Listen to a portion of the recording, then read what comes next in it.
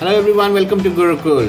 एक सवाल सोचिए, अगर हमारे बॉडी के सारे सेल्स का डीएनए सेम है तो फिर सिर्फ पैनक्रियाज इंसुलिन क्यों बनाता है? स्किन सेल्स या ब्रेन सेल्स क्यों नहीं बनाते?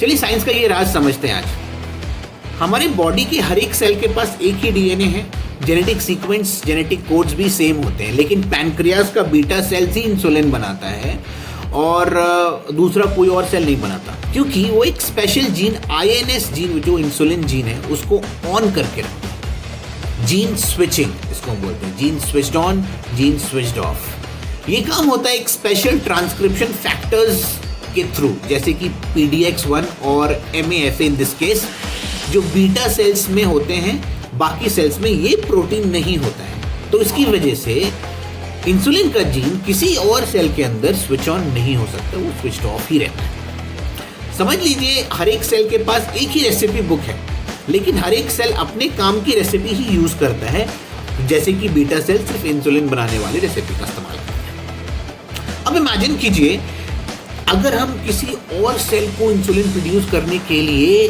ट्रेन कर दें, तो यही आइडिया एक तरह से और रेमेडी के जैसा यूज कर सकते हैं डायबिटिक पेशेंट के लिए। मैं बताता हूँ किस तरीके से कर सकते हैं इसको। जीन थेरेपी साइंटिस्ट ट्राई कर रहे हैं, जैसे कि लिवर सेल या किसी और सेल को इंसुलिन जीन में एक्टिवेट कर दिया जाए या एक्टिवेट करना सिखाया जाए, स्पेशल प्रोटीन जो है उसके अंदर इंट्रोड्यूस किया जाए and those transcription factors so that they are also able to produce the insulin. उसी तरह से स्टेम सेल थेरेपी भी हो रहा है। स्टेम सेल को लैब्स में ग्रो करते हैं और इंसुलिन प्रोड्यूसिंग बीटा सेल्स में कन्वर्ट करके ट्रांसप्लांट कर देते हैं। तो ये एक दूसरा तरीका स्टेम सेल का, ये मैंने दूसरे वीडियो में बात करा था इसका।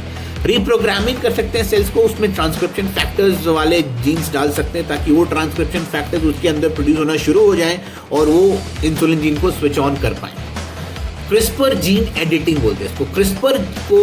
क्रिस्पर से जीन को प्रिसाइजली एडिट करके इंसुलिन प्रोडक्शन कंट्रोल करने का ट्रेनिंग दे सकते हैं, ये भी हो सकता है। So they're all trying, ये रिसर्च का एरिया है, this is still into intense research is still going on and they will definitely come back with something very interesting into this।